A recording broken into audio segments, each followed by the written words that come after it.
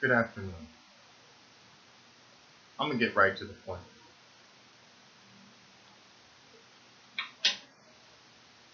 We're in a crisis, America. We see on the news constantly about police brutality. We hear about political corruption, the murder rate going up in the streets everywhere. Corporations under investigation.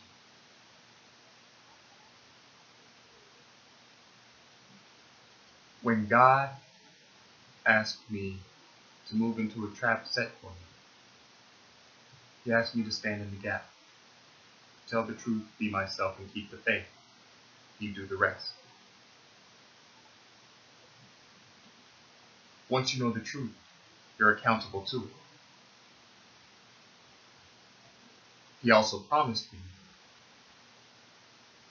that when it comes to those who are doing these things, they get what they deserve, and I get to see it with my own eyes, whether this side of eternity or the next.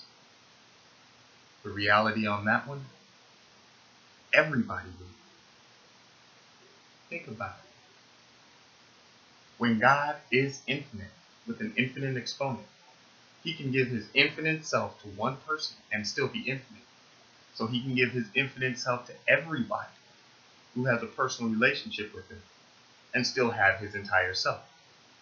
It's like if I have a sandwich and you're hungry, I give you my sandwich and still have my sandwich. Knowledge works that way. Love works that way. God works that way. And when it comes to Judgment Day, the day we're all judged, the Bible talks about all the dead will be called up, the books will be opened, and everybody will be judged. Most people tend to think of it in linear fashion. Everybody's standing up in line before St. Peter at the gates, and he pulls out the books, and you get in or you don't. What if it's not like that? What if, like that, everybody ever automatically knew what everybody else had done and why they're getting what they're getting? And just like that, everybody's judged. I mean, when you're out of time in infinity, why waste the time? You equate that to this country. More often than not, in schools and elsewhere, we teach people what to think, not how to think. So what they think about is how they learn to think about what they think about. In my opinion, America's biggest problem is corruption. From politics to corporations to police to the street. And this corruption has shifted the balance in America to where once it was more good than bad for the common man, now it's more bad than good for all men. And it doesn't even mean that the majority of any group or institution or whatever is corrupt. It just means the corruption itself is that right. And it starts with the people, the minds and the hearts.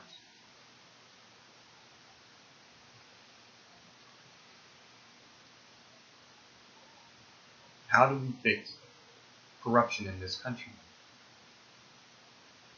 So many things focus on one thing or the other that we're missing the common threads between all of them to pull the problem out by the root